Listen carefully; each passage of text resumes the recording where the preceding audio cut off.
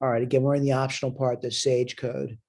And again, what we're trying to do is introduce you to a computer algebra system. Although it's not necessary for you to learn this, you never know. Like a year from now, you might say, I want to go into engineering or I want to go into computer science. It's good to have some experience. Now, again, you may hate it. I mean, you may hate this and you wouldn't want to go anywhere near it. You want to try to find things that you like. And one way to do that is to try different things. All right, try different things. And this is a safe thing to try. So it's not going to cost you any money. You go to this website over here, click on it. It's going to bring you there. Go to the CoCalc Instant Sage worksheet. Really easy to do. Just click on it. CoCalc will launch. Welcome to CoCalc. Click on it. And what I want to do is I want to do a new Sage worksheet. We're doing Sage. And we're going to type in this stuff over here. Reset. I'm just looking at my screen. Remember shift return. X is a variable. Shift return. P of X.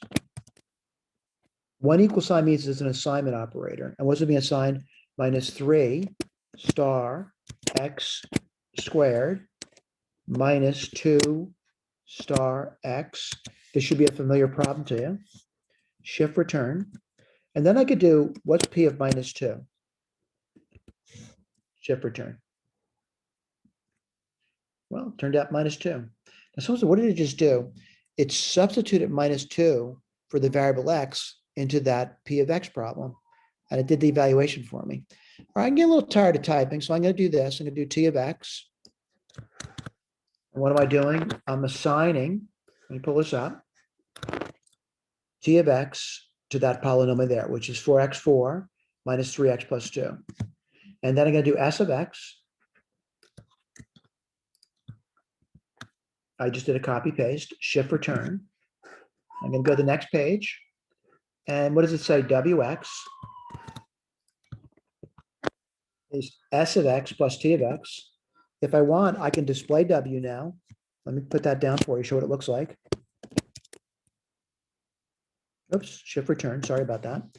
It tells me what it is, right? Just add those two polynomials together. I can, type this in, V of X, and what's that? And this is something that at least I hope you've done in notes, by the way. It's a subtraction, it's TX minus SX.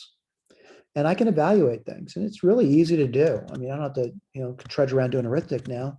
The machine's doing it for me. Gives me 3 and B of 2. Whoops, just copying.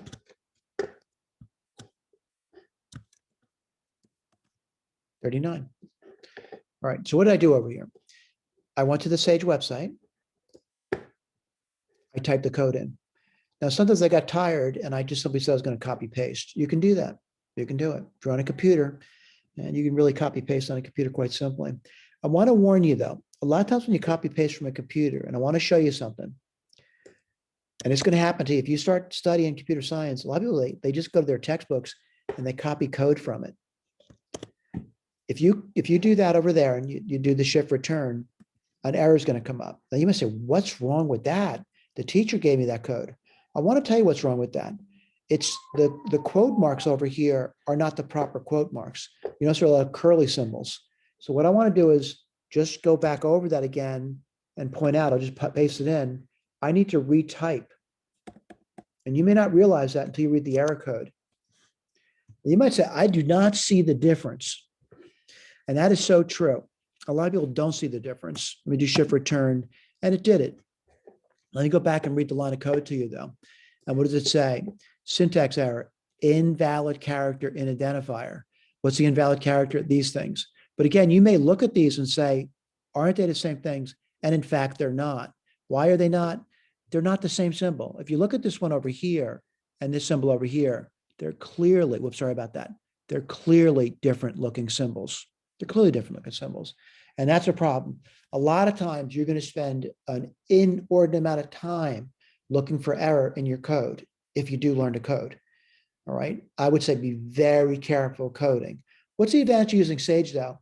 You're basically only doing one line at a time. So if an error does pop up, it's not going to be in a very long lines of code. All right. When you start to program though, lines of code, it can be quite extensive and finding errors can be very difficult. And one of the reasons is basically you're looking at error messages that may not make any sense to you, but generally speaking, they do make sense. All right. Thank you.